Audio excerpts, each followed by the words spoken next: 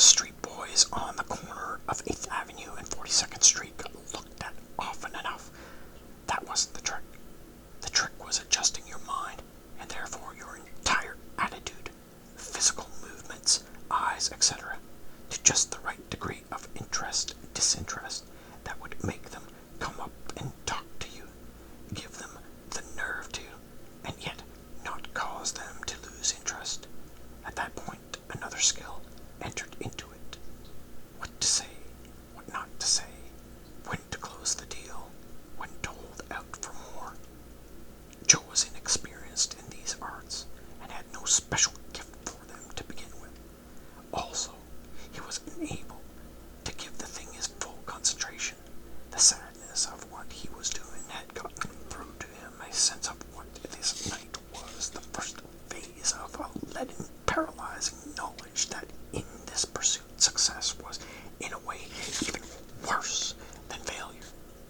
But then there was the suitcase to be redeemed. Standing there, leaning on the window of the drugstore, he tried to think about the suitcase and the letters in the new way, tried to see them as valueless objects. With the letters he succeeded.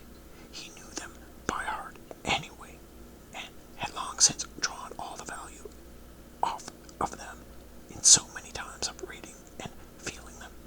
They'd actually gone fairly dead on him.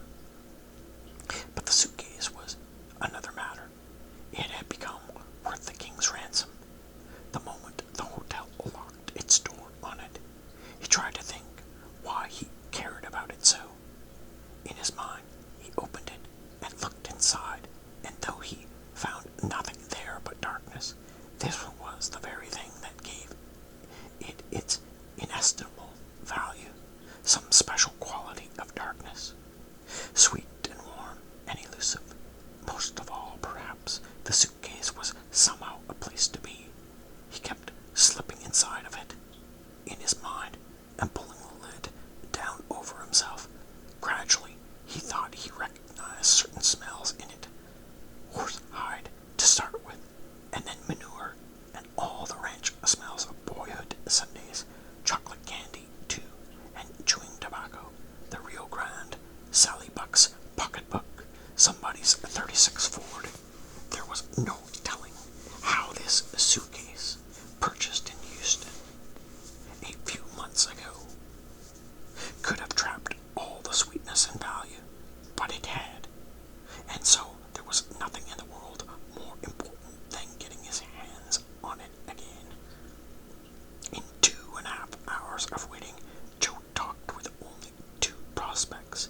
He found himself telling them about his suitcase, and this seemed to cause in them a certain alarm that made them lose interest, or perhaps $27, the amount the hotel people claimed he owed them was too large a sum to ask. By the time he spoke with the third person, a fat, bespectacled Frenton college student who looked no more than 17, Joe was ready to accept a compromise amount. But the student surprised him by offering the entire sum. Joe was both sickened and relieved to have come to some terms at last, having by this time learned suspicion, he said. "Where'd a kid like you get that kind of money?" "From my mother," was the answer. There followed a quarter hour in which this youngster with the school books led the tall cowboy through the streets of Hell's Kitchen, where he claimed to know of a place on a side street beyond 10th Avenue. The student turned and entered a tenement building. The lower halls stunk so dreadfully, one would swear demanded old women boiled cat pee behind every closed door. But as they rose to the 5th floor, and then to the 6th, and finally to the roof itself, all that stink was gradually replaced by a good air, soft and September sweet. And here on this roof, on perhaps the most beautiful night of the year, under the pretty amber light of a harvest moon, an urgent and sorrowful labor took place while Joe Buck stood and waited, trying to concentrate on other matters. And then the tall, fat child vomited while the cowboy held his head for him. Joe said, "I'm awful damn sorry, kid. I can't help it if it makes you sick. You're gonna have to give me that money like we said." And the kid answered, "I don't have it. I was lying. What are you going to do to me?" Joe looked at him hard, restraining an impulse to hit him across the face. "Turn your pockets inside out," he demanded. The boy turned his pockets out, cooperating with a kind of frenzied eagerness that was obviously more pleasurable to him than the earlier act had been. But there was nothing of value in his pockets. A worn-out dime store billfold with photographs of his family, a dirty handkerchief, 2 subway tokens. That was all. But he was wearing a wristwatch. "How much is that thing worth?" Joe pointed at the watch. The question put the boy into panic. He began to whimper. "I can't go home without my watch. My mother gave it to me. She gave it to me for confirmation. She'd die. She'd just die. And she'd kill me." He got to his knees. "Please, not the watch. Please. Take my books. Take my books." Joe walked away, and even from the stairs he could hear the child saying over and over again how sorry he was. "So sorry. Really so sorry. Honestly, I am." Joe believed him. He walked for a long time with no particular aim, but hoping to come upon a place where there could be no other people. Not an easy thing to come by in New York City unless you have money to pay for it. Eventually he headed west, remembering that there was a river over there somewhere, a river connected to other rivers and other waterways, probably even to the old Rio Grande. He thought he might sit on the edge of it, dangle his feet over the water. But when he'd walked as far west as you could go, it became clear that the river was barricaded by the buildings of the steamship companies. You couldn't get at the water. So he walked south under the West Side Highway, and pretty soon he came upon a parking lot nearly full of big trailer trucks. He went into the maze of trucks, and finding one with an open tailgate, he hoisted himself up and sat with his feet dangling over the edge, imagining it in motion. Then he decided to lie down and look up at the sky. After a while, he took off his boots and sniffed them. They began to smell bad. Joe realized he wouldn't be able to take proper care of his boots for some time to come. And while he thought about such things as the condition of his feet and the color of the sky, and wondered idly how dirty the floor was of the truck, there was an awareness entering him too momentous to acknowledge. He was a nothing person, a person of no time and no place and no worth to anyone at all. This knowledge, too terrible to be accommodated in his mind, found other corners and crevices of his being to fit itself into, and while it did so, Joe went on with its musings, wondering, for instance, if anyone had ever counted the stars or considered the possibility that they were made of solid silver, to explain that shimmering silver. And who were those 3 silver-headed women anyway, those long-ago blondes of his childhood before Sally Buck? Were they just a house full of whores? Is that what they were? The little radio resting on his chest and rocking slightly with each to-plump, to-plump, to-plump of his heart suddenly claimed his attention. Thank God they didn't get his radio, he thought. The sons of bitches didn't get that. No, sir, goddamn rebob. It was right here. But feeling it necessary to conserve the battery, he couldn't turn it on. He did, however, sniff the leather casing around it, and then he crossed his arms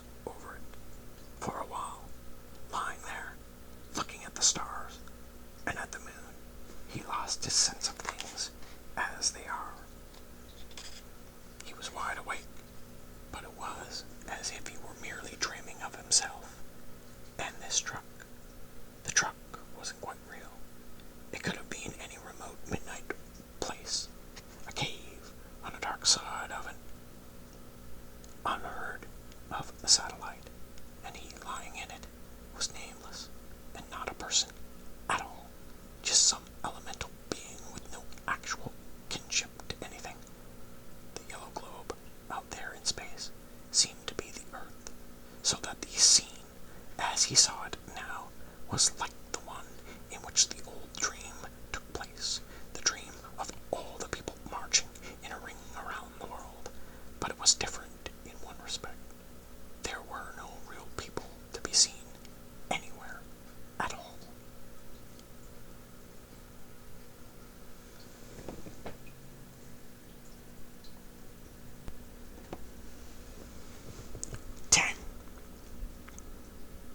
Having no sense at all of where he might be headed, Joe Buck simply meandered deeper and deeper into September. Soon there would be a question of cold weather, and even sooner a question of money running out. Meanwhile, he was warm enough, and as for money, he doled out to himself in bits that remaining $7, cautious as a widow, allowing himself only necessities and denying himself many of these. He learned cheap ways to eat. The automat gave you baked beans or macaroni and cheese for only 20 cents. You could go to the A&P and fill your pockets with raisins and carrots for a quarter. Apples could be stolen on 9th Avenue, plums and peaches too, and there were Jewish bakers not at all jealous of their onion rolls and bagels. Lean to start with, Joe lost only a few pounds and remained fit enough in body, but blue began to show under the skin surrounding his eyes, and the eyes seemed to sit deeper in his head. This was a result of sleeping poorly in uncomfortable places, trucks or movie theaters, or on benches at Pennsylvania Station, or at the Port Authority bus terminal. There was about his face now a quality of almost saintly sadness. He avoided himself in the mirror. Such a look seemed to him the sign of a shameful kind of failing, but he worked as hard as ever at his grooming and kept himself even cleaner than before, carrying soap and a disassembled razor in his pocket and a toothbrush in his sock. He used the public facilities of the cafeterias and saloons. He washed his private parts regularly too, and almost every day he found an opportunity to take off his boots and lift his feet into a wash bowl. When other men happened upon him using the restrooms in these ways, Joe bore his embarrassment by concentrating even harder on the need to be clean, for somehow he had come to see his survival in terms of soap and water. All in all, he was busy as a gypsy. He would seem to be squandering a good deal of time hanging around the 10-cent store, say, admiring the mountains of clean socks and contemplating the theft of a pair, or leaning on a barber pole, weighing the need for a haircut against other possible expenditures. But nearby, always, he was engaged upon some small pursuit that had become important to him. Thoughts of going to work visited his head, but having nothing much in common with their host, he left quickly without making a very favorable impression. And yet Joe did have some interest in work, perhaps even his own kind of longing for it. In his walks, the one thing that would never fail to catch his interest would be the sight of other men at their labor. He would watch the pizza making in a Broadway window as if it were some intricate form of entertainment whose meaning he could not quite grasp. Why did a man work? For money. What did he spend it on? Rent, food, a family. It was as simple as could be, and therefore all the more baffling. For the fact was that Joe's mind had fallen into that state of wandering in which all the usual kinds of sense are rendered hollow. Always beyond the answers he could give himself, there seemed to be another more important one hiding in some corner of his mind, and this, if ever it would show itself, would prove to be like a light that made everything else truly worthwhile. One rainy night, which would prove to be his last night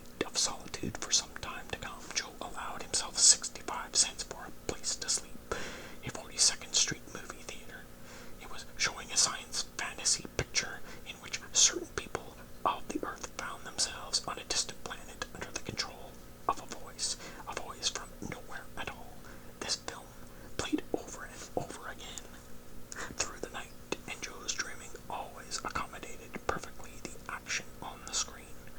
For instance, at certain intervals, the voice would call out, "Earthling, Earthling," and Joe would always awaken as surely as it had said, "Joe Buck, Joe Buck." When he had all the sleep he could get, he stayed on to see who the voice belonged to, half hoping its identity might make something else come clear to him. But of course it turned out to be nothing but some outlandish machine they'd put together to show in a moving picture. But the day, in his wanderings, he had some strange and enjoyable new view of the way in which people, even himself, were connected to the planet Earth, the way they had come from it and were part of it and peculiar to it and lived off of it and busied themselves upon it, so that when his attention was drawn to anyone, an old woman in the street, for instance, or some running child, or a jeweler in his window, he would say under his breath, "Earthling, Earthling," and doing so, he saw their features, their limbs, and their skin, and their hair through this wondersome new faculty developed in the night. Once in the same mood, and quite by surprise, since he hadn't been looking for a mirror at all, he came upon himself. This took place in a building entrance on 8th Avenue. A big-eyed, handsome person, tall as a scarecrow, and with the dark, purposeful look of a tireless hunter, was coming at him. In seconds, of course, he knew the image to be his own, but still, out of a kind of curious hoping for some unnameable connection to take place, he felt the need to stop for a moment and call out to himself under his breath, "Earthling, Earthling." But it didn't work at all. Nothing about himself was any different than before. Say Earthling all he wanted to. He was still who he was. He walked on to 42nd Street, and there in front of the bank on the corner was Mr. O'Daniel, scolding a gathering of people for its lonesome sins. "Yes, I have traveled the length and the breadth of this great country," he said, gesturing with his right hand and supporting an American flag in his left. "And I have found the most shocking conditions. I have found the streets of this nation filled with the lonesome people, young boys, middle-aged men, girls, and women of all descriptions, all of them gripped by the bleakest solitude. And I've seen school grounds and had in 'em children at play, and mine eyes was blinded by what they seen. I seen in the eyes of them children the seeds of the same terrible sins. The lonesomeness is being planted in them, and if it's not stopped, I say if it's not stopped, this country is gonna make Sodom and Gomorrah look like a Sunday school picnic. Do you hear me? I say read your Beatitudes." Joe saw that Mr. O'Daniel was wound up good, and showed no signs of running down. He walked on, hearing these last words, "Ye are the salt of the earth, but if the salt hath lost its savor, wherewith shall it be salted?" Jesus said that, and I say, Jesus, help us, before the lonesomeness taketh away all our Savior. And there's nothing left. Joe kept walking, and the voice became indistinguishable from the other street noises. Then he turned around for a last look, watching the evangelist give what was now a dumb show, and he noticed that the speaker was not actually looking at the people gathered there on the sidewalk. His gaze was well over their heads, as if ready to apprehend an arrival that had not yet taken place. It looked to Joe as if the man were making all that noise for another than the apparent reason. He seemed to be hollering and waving his flag in just the way of a lost person trying to make his whereabouts known to someone far, far away. But who? Some lady. A child. And where could he hope they would come from? New Jersey. 8th Avenue. From out of the west. Or the sky. Altogether, it was a disturbing spectacle. This crazy-eyed, fatherly-looking searcher flailing his arms that way and seeking a visitation from nowhere. It made Joe shudder. He muttered the word earthling and set about again on his own aimless gypsy business, eager to forget the matter. And on that very afternoon, something happened that would change his entire life. He encountered in his walking the crippled swindler, Ratzel Rizzo.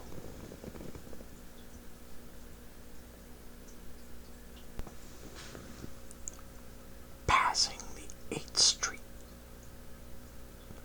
Nedick's in Greenwich Village, he found a pair of large brown eyes looking at him from behind a coffee mug at the window counter.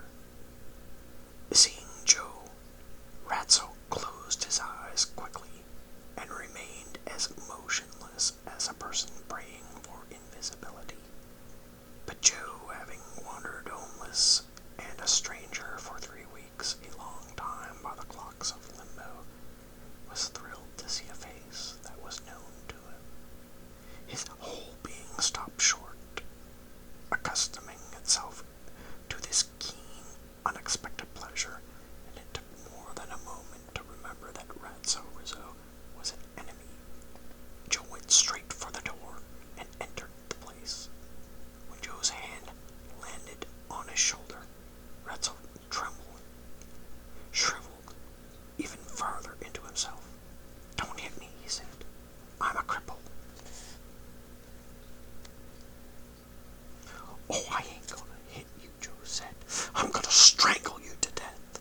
The anger in his voice was the anger of an actor, for so acute had been his pleasure at seeing someone he knew, it would not leave him entirely.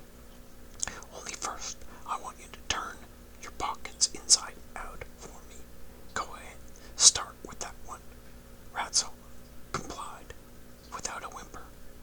The search yielded 64 cents, 2.5 sticks of dentine chewing gum, 7 Herlihy's cork tips crushed flat, 1 book of matches, 2 pawn tickets. "What's in your sock?" Joe asked, remembering to snarl. "Not a cent, I swear to God." Ratzel raised his right hand and cast a quick glance toward him. "I swear on my mother's eyes." "If I found out you was holding out on me," Joe said, "I'd kill you quick as look at you." He pushed the contents of the pockets across the counter toward Ratzel. "Here, take this shit. I don't want it. You keep the 64 cents, Joe. Go ahead, it's yours. I want you to have it. Ah, them nickels is all sticky. What you do, slobber on 'em. I don't want to touch 'em. Put 'em back in your pocket." At this point, having nothing to gain, Joe felt he should walk away from the filthy little rat altogether. But somehow, he couldn't get his feet in motion. He was in a new quandary. Reason told him he was in the presence of an arch enemy, and yet he had no appetite whatever for vengeance. Too much time alone had done something peculiar in his heart, a confused and unreliable organ at best. It now held something akin to joy. Ratzel was talking rapidly about the first night, saying, "I swear to God this, and I didn't realize that," probably trying to lie his way out of the swindle he'd perpetrated. Joe said. You want some free medical advice? You shut your goddamn mouth about that night. Here. Okay, right, okay, Rizzo said. Another subject. Where are you living? You still at the hotel? This question caused Joe to remember something he had been avoiding for days. His black and white horsehide suitcase locked up in that hotel room. Clearer than reality, it stood out now in his mind, quivering with some quality of life it had never before possessed. At this moment, he knew he would never see it again, and all the inappropriate joy he felt at seeing Rizzo turned suddenly to pain.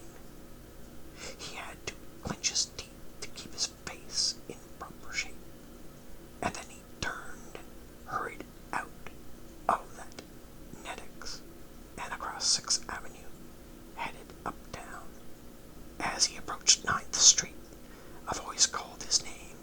He turned and found Rizzo hurrying toward him, his body gyrating grotesquely with each step, and his balance so precarious. He seemed to be running the risk of a bad fall.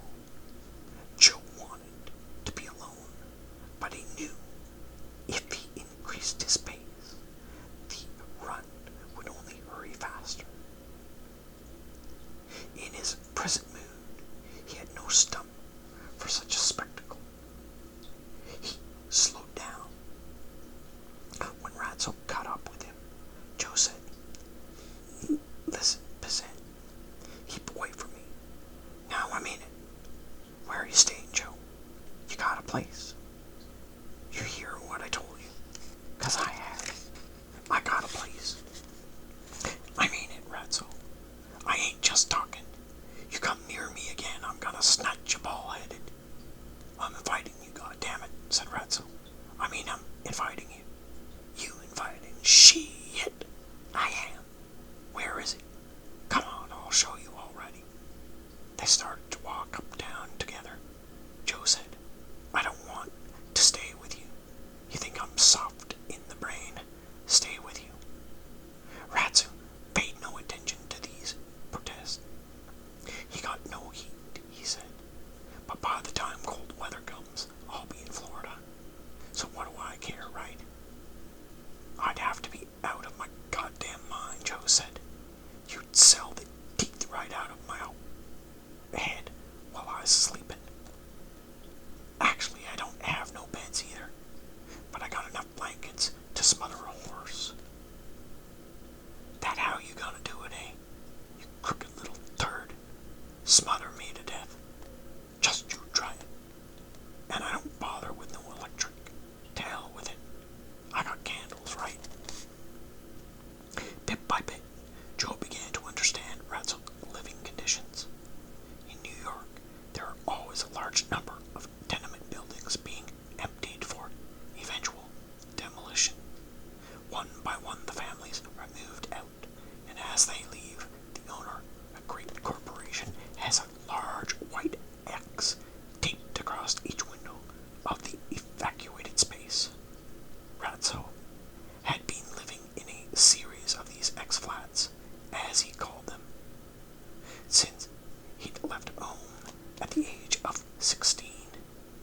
In need of a place, he would walk the streets in search of a building on whose windows these white X's had begun to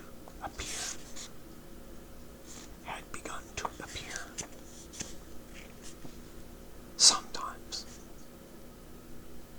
in need of a place, he would walk the streets in search of a building on whose windows these white X's had begun to appear. Sometimes he had to break a lock, but more often the door had been left wide open, and occasionally he would even find that the departing tenant had left behind a few sticks of furniture for him. He would move his own meager belongings into the place and use it as his home until the management became aware of his presence, or until the last legitimate tenement had left and the water had been turned off. His current dwelling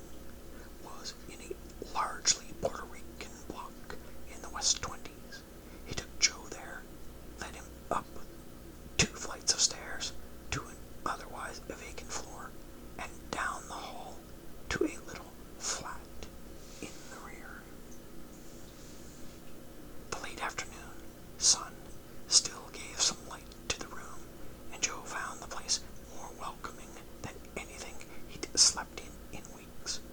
Ratso's only furniture was a table and chair, but he had enough blankets to supply a rooming house. Joe's eyes were drawn to a thick stack of them in one corner near the window. Every kind of blanket imaginable. Comforters, quilts, army blankets, Indian blankets, all spread out neatly on the floor, making a good soft bed. Ratso was eager to demonstrate the graces of his situation. He offered Joe a chair and then set to work with a saucepan of water and some canned heat to brew up powdered coffee for his guest. Joe headed for the chair, but walked right past it and lowered himself onto the bed of blankets. He started mumbling something about how hard it was, but before he got the sentence out, he had fallen into a deep, dreamless sleep.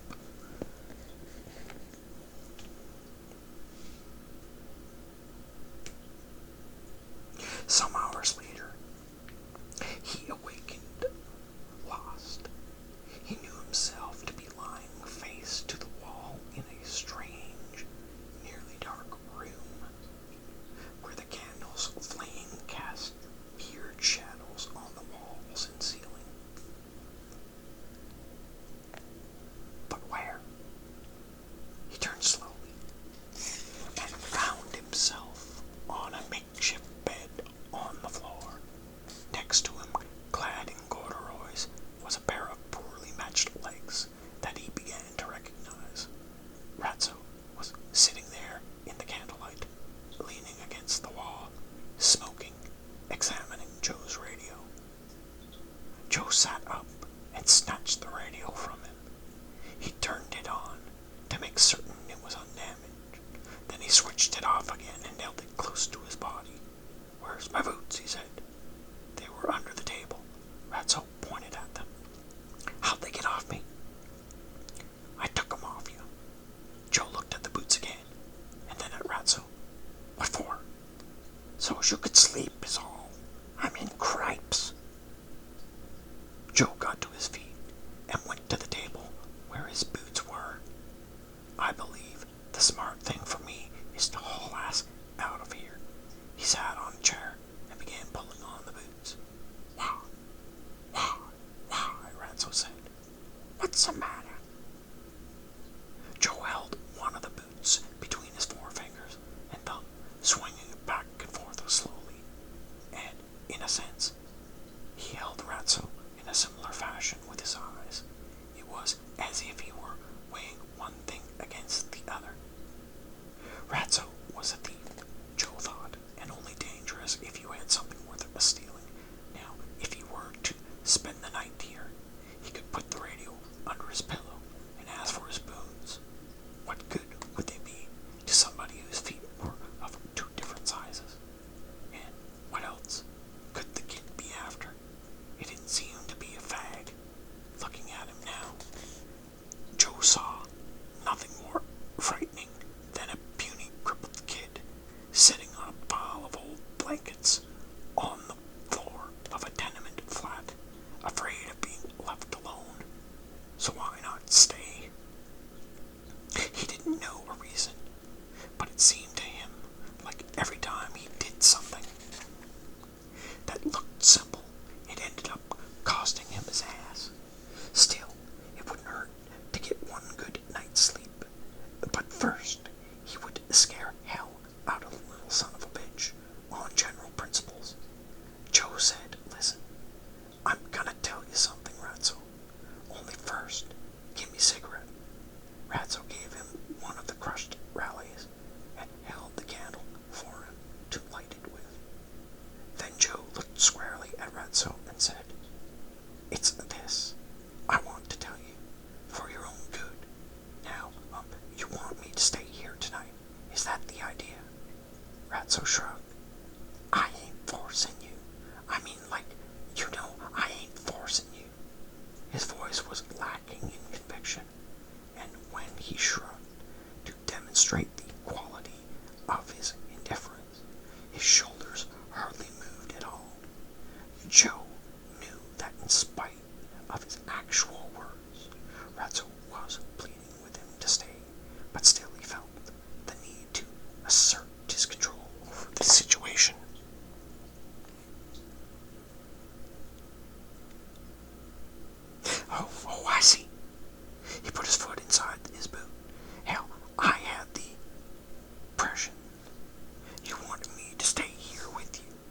but, seems like I had the wrong version. All right, I do, Ratso growled. I want you to stay. You're invited. I told you that already. You know what you're in for. What? If I stay? Because I'm a very dangerous person. You didn't know that, did you? About all I think of is ways to kill people. He studied Ratso's face for a reaction. Ratso simply looked at him, betraying nothing. Joe continued. It's true. Somebody does me bad like you done, and all I do is think up ways to kill him. So now you've been warned. You hear me, Ratso? I hear you. You don't say that like you mean it. Maybe I better press you further. All right, I'm impressed already. You're dangerous. You're a killer. Joe nodded. You goddamn well better believe it. After a moment, he added, so if you still want me to stay here for a day or two, I mean, is that what you want, or not? Ratso frowned and growled, yeah, goddammit. Joe held up his hand, satisfied. Easy, easy. He dropped the boot and moved toward the pile of blankets. Just want to be sure is all, 'cause I'm not taking any favors off anybody. Can't afford it. When he was back on the blankets again, he looked around the place, accustomed himself to his new whereabouts. They smoked in silence for a moment. Then Ratso said, you ever kill anybody? Not yet, Joe said, but I tore up this one fella, something awful. He told the story of the night he gave Perry a beating in the whorehouse of Juanita Barefoot. I couldn't control myself. I get mad. I don't know my own strength. If they hadn't pulled me off of that sumbitch, be a goner today. Same with you. I come after you with a knife that night. You didn't know that, did you? I was all set to use it too. He stopped for a moment, thinking of a way to enrich the tale. I spent the whole night in jail. It hadn't been for them cops. They'd be one dead Ratso along about now. Ha! You think I'd mind that? So, Joe went on, every time you pass a cop, if from now on, you blow him a kiss here. He put out a cigarette on a jar lid Ratso maintained for this purpose. And while you're at it, Ratso, he said, lying down, move the hell over. You're crowding me. Ratso moved over as far as he could, and then he said, Joe, yeah, in my own place, do me a favor, will you? No, no favors. I ain't doing no favors. No, I mean, look, in my own goddamn place. This is my place, am I wrong? My favorite days is all over, Joe said. Well, it's just in my own goddamn place. My name is not Ratso, you know? I mean, it so happens my name is Enrico Salvatore Rizzo. He, man, I can't say all that. All right, Rico then. At least call me Rico in my own fucking place. Go to sleep, Joe said. Okay, though, the kid persisted. Joe lifted his head and barked out, Rico, Rico, Rico. Is that enough? He turned his face to the wall. Then he said, and keep your meat hawks off my radio.